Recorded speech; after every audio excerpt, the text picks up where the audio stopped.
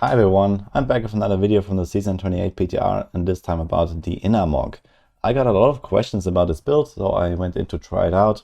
This has been very heavily nerfed, I think 2 seasons ago, and since then we haven't really been playing Inner Monk very much, especially in Season 27 with the Sanctified Powers that gave it nothing and made Wave of Light Monk ridiculously overpowered.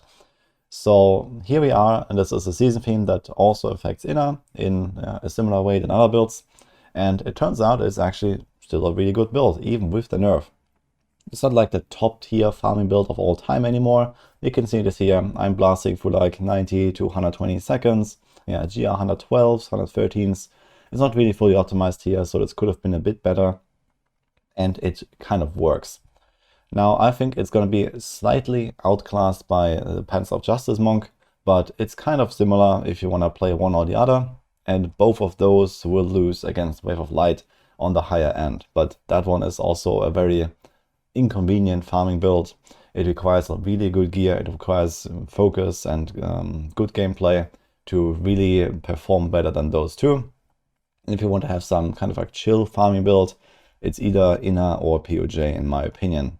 There's actually a slight update for this build in the patch notes with the Inner 6-piece Raiment 4-piece combo. So Raiment 4-piece got buffed a little bit, and now it requires only 25 spirit instead of 75. So it's only 1/3 of the original cost to dash around. So especially in T16, this is going to be like the build of all time now in our Raiment, and for bounties especially as well. It's going to be super easy to set up such a bounty monk, and you don't have to worry about the cooldown and resource cost reduction all that much anymore, which previously was a bit of an issue. You needed to have like insane gear with like perfect rolls everywhere to make this feel really smooth. And now it's like, yeah, no problem at all, basically. So that is going to be pretty interesting to see. And for everyone who needs to farm those like Staff of Herding in Season 28, as a pushing build, Inner is not like in Season 25 with the Soul Shards anymore. It has received a nerf, and you can't really just like go in and blow up GR 150s. It's still okay, but again, it loses quite significantly to Wave of Light. But there's actually some interesting comeback here, and that's Inner Tempest Rush. So I don't have the footage from this PTR. I only played it for like 5 minutes to try it out real quick at the end in the last day, and I actually don't have any recording of it.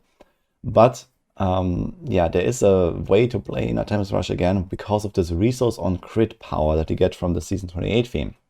In fact, you can play it with Shenlongs, and the resources are still fine. So this is some footage from Season 24 here, where Inner Tempest Rush was a thing with the Ethereals.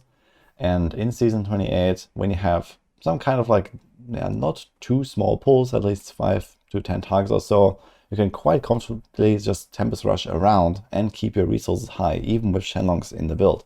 And this gets even easier once you press your potion and you have Empowered Shrines. So that is most likely going to end up the pushing build. So recently I updated all my D3 planners, which you're going to find on my Discord in the D3 planner channel. And here's the Season 28 Tempest Rush push setup. So this is how that works.